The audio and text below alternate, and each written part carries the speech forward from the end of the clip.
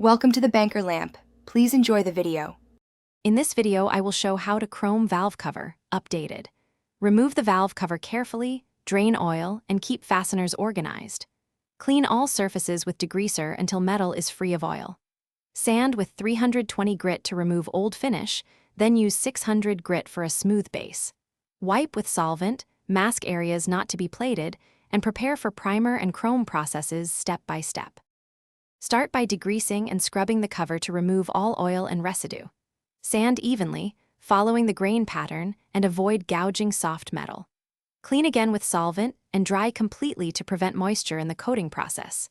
Apply an adhesion promoter or primer suited for metal, following product cure times.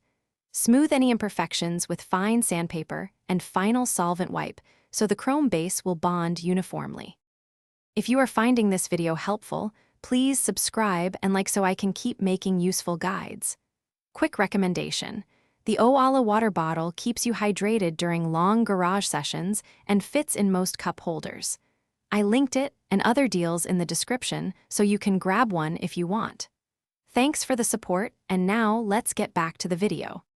Decide between true electroplating or high-quality chrome paint based on budget and durability needs.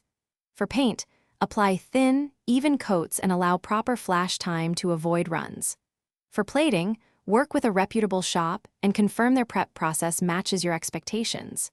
Finish with a clear coat for extra protection and polish with a non-abrasive cloth to bring out a deep, mirror-like shine that resists fingerprints.